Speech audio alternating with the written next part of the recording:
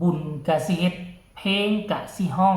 เข้านมกะต้องแลนยากกับคนอื่นมือวานนี่มวนกุ๊บวัดแทบแตก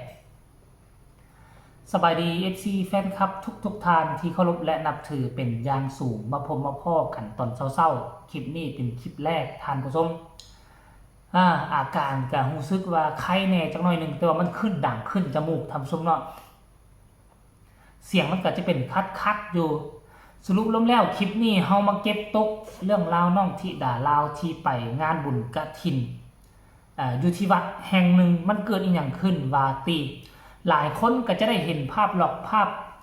ภาพรวมเป็นที่แฮ้มห้อยแล้วล่ะว่าน้องได้มาลงมาไล่น้องได้สมทบเงินกฐินไป 2,000 กว่าบาทแล้วก็ยังมีห้างเสื้อผ้าซื้อดังตัดเสื้อผ้าสนับสนุนซัพพอร์ตน้องธิดาลาวเป็น3ชุดบาทสำเร็จแต่ว่ายังอีกเหตุการณ์ที่มันเกิดขึ้นอยู่ในวัดตอนช่วงกำลังแห่กองกฐินอยู่ทั้งฝั่งไทยฝั่งลาวเขาก็จะมีการแห่กองกฐินแล้วก็จะมีการโปรยทานภาษาไทยเนาะจะมีการโปรยทานแต่ภาษาลาวเขาเอิ้นว่าฝน5 แก้วอยู่ในการโปรยทานอยู่ในฝน5 แก้วนั้น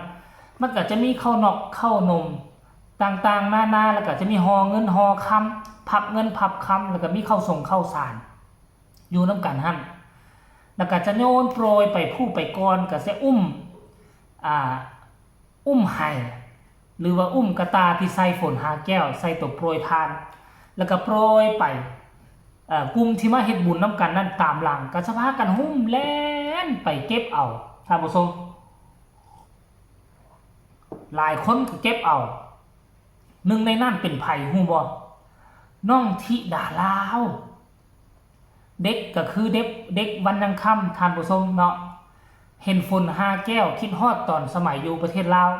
เนาะกลัวสิได้กินขนมนี่อยู่บ้านนอกคลองนาบ่มีเงินบ่มีคำไปซื้ออาศัยงานวัดบุญวัดนี่แล้ว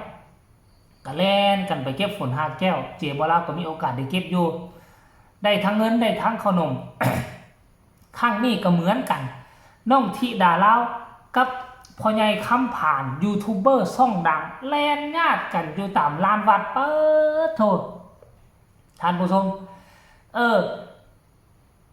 ธิดาลาวกับพ่อใหญ่คำผ่านเอาหัวซ้นกันญาติกันว่าฉันได้ผู้ละกอบได้ผู้ละกำน้องธิดาลาวนั่งใส่เลยเก็บใส่จนเต็มกระเป๋าจนหลวงพ่อเพิ่นเอาธงยางมาให้ใส่เพราะมันหลายเกินไปโอ๊ยเบิ่งแม่นี่แหละคือความเป็นตัวตนน้องบ่ได้ดัดจริต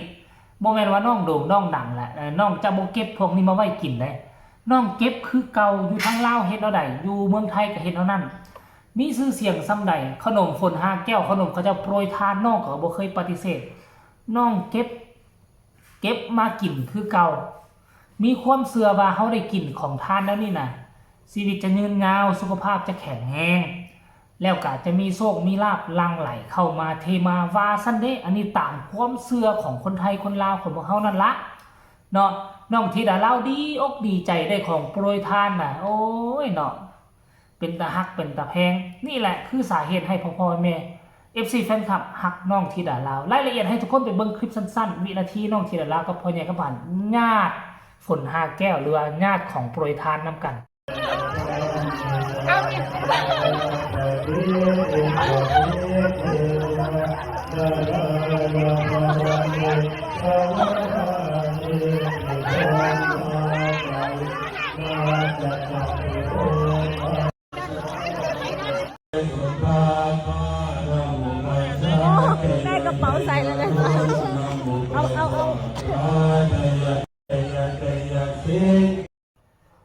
เห็นบ่ทุกคนนั่นคือความสนุกสนานภาพบรรยากาศอยู่ในวัดบ่แท้บ่ว่าน่ะศิลปิน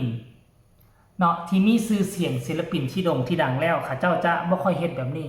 แต่ว่าน้องธิดาลาวบ่มีการแบ่งแยกชนชั้นอยู่กับพ่อๆแม่ๆอยู่กับ FC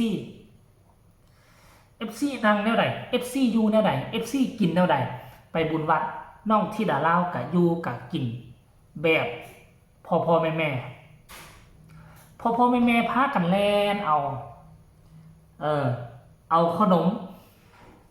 เอาคนห้าแก้ว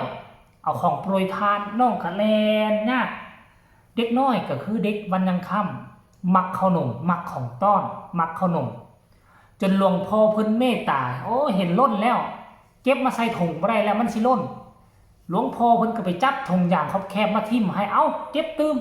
เก็บใส่ถุงให้มันหลายๆว่าซั่นเด้โอ้ยท่านผู้ชมนี่แหละขายความเป็นตัวตนอุงอิงก็ขายความเป็นตัวตนน้องอาอายก็ขายความเป็นตัวตน บ่ต้องแถลงแปลงเป็นบ่ต้องดัดจริต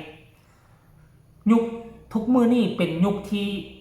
คนหันมาสมไส้ของเก่าๆสิ่งเก่าๆยุคประมาณ20ปีหลังนี่ศิลปินต้องแต่งตัวรูต้องแต่งตัวโก้แต่งตัวให้มันทันสมัยนำตามยุโรปเขาแล้วจะโด่งจะดังเดี๋ยวนี้กลับคืนมาใส่แบบพื้นบ้านแล้วศิลปินคนใดเฮ็ดแบบบ้านๆศิลปินคนใดเฮ็ดแบบติดดินศิลปินคนนั้นจะคล้องใจแฟนๆ หลายกว่าศิลปินที่นำตามสไตล์ยุโรปน้องที่ดาลาวโชคดีตอนอยู่ลาวก็เป็นคนบ้านนอกคอกนาอดมือกินมือมาตกอยู่ทางฝั่งไทยอยู่กับพ่อผู้ศรีวิไลก็สอนให้ลูกอยู่แบบติดดินบ่ได้สอนให้ลูกอยู่หรูหราอยู่ทางเฮือนทางซ่านก็ยังบ่มีหอบ่มีห้องให้อยู่กลางเต้นนอนนาก็ว่าได้ก็อนาคตภายภาคหน้าก็อยากให้น้องมีเงินมีคำมีมาลัยมาหลายๆช่วยพ่อผู้ปลุกสร้างห้องพักห้องนอน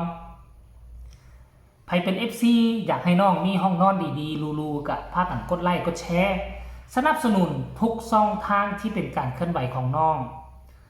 ผู้มีก็โอนเป็นเงินมาลัยให้น้องช่วยเหลือน้อง น้องพอมีน้องก็จะช่วยพ่อผู้แม่เพิ่งปุกเฮือนปุกหอใส่คาเฟ่นอนนาพอจะมีห้องอิฐห้องปูนพอได้ซุกพอได้ส้นหัวนอนก็แล้วกันพอทุกมื้อนี้ก็ยังนอนตามสมถะกลางตรงกลางเต้นนอนทานผู้ชม FC แฟนคลับแต่ว่าน้องก็อยู่ได้เบิ่งไหมน้องก็อยู่ได้ถ้าพอผู้แม่เพิ่งไปเอาน้องมาจากเมืองใหญ่อยู่ทางฝั่งลาวแม่โอ้ยอยู่บ่ได้ดอกอันนี้น้องก็อยู่บ้านนอกคอกนาคันไปนอนเฮือนพ่อเฮือนแม่ก็ซ้ำนอนเถียงนาซั่นแล้วฝาแอมเฮือนก็โปวดสะโปวดทรายปวดรวมซั่นนี่ยามฟ้าลมเข้ามาก็ลมวอยๆเข้าไปในเฮือนน้องได้อยู่กับธรรมชาติน้องอยู่ครบทุกความยากมาก่อนแล้วเพราะฉะนั้นน้องมาอยู่เมืองทุ่งเมืองไทยได้มานอนกลางเต็นท์นอนน้ำ คาเฟ่นอนนานะพ่อผู้ศรีวิไลน้องจึงอยู่ได้ทนได้นั่นเองอันนี้คือน้องมีต้นทุนที่หลายกว่าคนอื่นคือความทุกข์ความยากคือกับเอ้ยอาอายเอ้ยอกอิงนั่นละเดี๋ยวกับประสบผลสำเร็จตามกันไปทานประสบ FC แฟนคลับเอาคลิปนี้ก็น่าจะฝากฝั่ง FC แฟนคลับเอาไว้ตอนเช้าๆซ้ำนี้ก็แล้วกันจบคลิปนี้เจ๊บ่เล่าก็สิกินข้าวบ่ฮู้ว่าสิเฮ็ดคลิปที่2ได้บ่เพราะรู้สึกเจ็บคอเดี๋ยวเจ๊บ่เล่าก็สิออกไปเฮ็ดเวียกเฮ็ดว่าหับงานนอกเนาะต้องได้ไปออกงานต้องได้ไปหับจอดโค้งหลังคาให้เพิ่นคันบ่ซั่นบ่มีเงินซื้อข้าวซื้อน้ำได้เจ๊บ่เล่าสิอาศัย YouTube ก็ยอดวิวก็บ่หลายบางที 2-3 เดือนจึงได้เทื่อนึงเพราะฉะนั้นเจ๊บ่เล่าก็ต้องได้ออกไปเฮ็ดเวียกนอกเฮ็ดงานจอดโค้งหลังคาให้เฮ็ดห้านขายน้ำข้างถนนก็สิได้พอได้อยู่4 หน้า 5 แสนท่านผู้ชม FC แฟนครับเอาฝากทุกคนกดไลค์กดแชร์กดติดตามเอาไว้ซ้ำนี้แหละสบายดี